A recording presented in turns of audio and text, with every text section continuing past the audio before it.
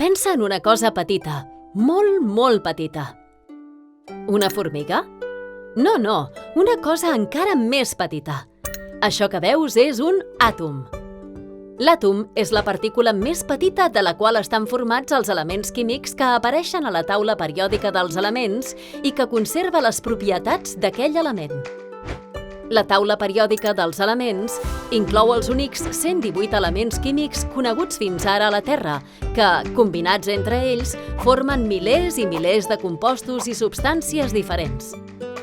Els elements es troben ordenats de menor a major nombre atòmic a la taula periòdica i, sabent com s'agrupen, podem deduir propietats atòmiques, físiques i químiques que ens ajudaran a comprendre de què està fet tot el que ens envolta.